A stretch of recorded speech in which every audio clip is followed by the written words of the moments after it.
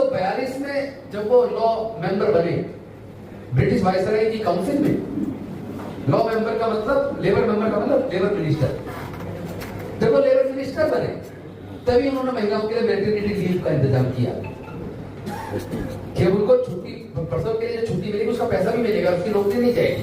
पहले नौकरी से निकाल देते थे या उनको तनख्वाह देते थे। पहले 15-15 घंटे काम करना पड़ता था, उन्होंने काम के घंटे बाबा साहब ने 8 घंटे निर्धारित कर दिए। पहले न्यूनतम मजदूरी नहीं मिलती थी, उन्होंने न्यूनतम मजदूरी निर्धारित कर दी। पहले सिंचाई की कोई अच्छी व्यवस्था नहीं थी, उन्होंने सिंचाई की अच्छी व्यवस्था कर दी। पहले भूमि सुधार का कोई कानून नहीं था, तो उन्होंने भूमि सुधार का कानून बना दिया। तो ये सारा काम अंग्रेज सरकार के ब्रिटिश वायसराय की काउंसिल में लेबर मिनिस्टर रह के किया। तो वो क्या किसी एक जाति के लिए किया? तमाम देश के मजदूर, तमाम देश की महिलाओं के लिए किया। अगर वो कह देते मैं अंग्रेज के इस लेबर मिनिस्टर का पद नहीं स्वीकारूंगा, तो क्या महिलाओं के लिए मैटरनिटी बेनिफिट एक्ट बनता?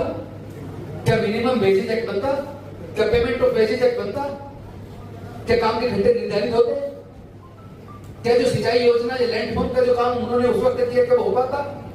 और उसके बाद अगर वो कांग्रेस के द्वारा कानून मंत्री का जो ऑफर मिला बनने का, अगर उसको भी छोड़ देते, तो क्या हिंदू कोर्ट बन के तो महिलाओं को अधिकार मिले, तलाक का अधिकार, गुजारे भत्ते का अधिकार, पिता पति की संपत्ति में अधिकार, या पति अगर मर जाता तो दूसरी शादी करने का अधिकार, क्या वो महिलाओं को अधिकार मिलते हैं? वो इसलिए मिले क्योंकि उन्होंने हिंदू कोड बिल लाए और नेहरू जी से फिर उसको लागू करवाया। यहां तक कि जब पहले संसद खिलाफ थी, साथ रही थी, तो उन्होंने कानून मंत्री को पत्र दिया दिया इसी बात को लेकर कि मैं महिलाओं को अधिकार दिला के रहूंगा। तो फिर जब 52 के चुनाव में दोबारा सरकार बनी, नेहरू जी प्रधानमंत्री बने, तो उनसे फिर उसको लागू करवाया। तो अगर वो उनसे ये कहते कि नेहरू तो कांग्रेसी है, मैं उनके साथ बात ही नहीं करूंगा, तो क्या वो सारे महिलाओं को अधिकार मिलते हैं? और डॉक्टर बाबा साहेब अम्बेडकर 6 दिसंबर 1956 को महापरिनिर्वाण को प्राप्त हो गए, हमें छोड़ के चले गए। लेकिन उनके दिया रिजर्वेशन, उनके दिए हुए शिक्षा के सारे अधिकार, उनके द्वारा दिया गया हमारा वजीफा, स्कॉलरशिप, उनके द्वारा जो जो हमें चीजें मिली, वो लागू किसने की? किसी सरकार थी? कांग्रेस की सरकार थी। तो बाद में तो नेहरू जी ने और बाबू जगजीवन राम जी ने मिलकर डॉक्टर बाबा साहेब अम्बेडकर के विचार को आगे बढ़ाया ना। इस सच को बताएगा कौन समाज को?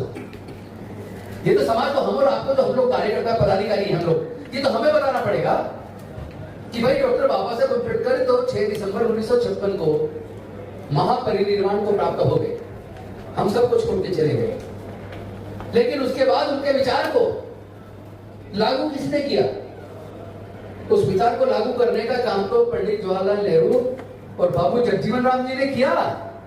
क्या इस सच्चाई को इनकार किया जा सकता है कि बाबू जगजीवन राम चाहे कृषि मंत्री रहे, चाहे रेलवे मंत्री रहे, लेबर मंत्री रहे, जिस मंत्रालय में रहे, वहीं उन्होंने इफेक्टिव तरीके से रिजर्वेशन को लागू करके हमारे लाखों लाख लोगों को नौकरियों का अवसर दिया? क्या इस सच्चाई को कोई नकार सकता है? तो हमें यह देखना पड़ेगा किसने हमें दिया और किसने हमारा छीना। देने वाले डॉक्टर बाबा साहेब अम्बेडकर, देने वाली कांग्रेस, छीनने वाली भारतीय जनता पार्टी।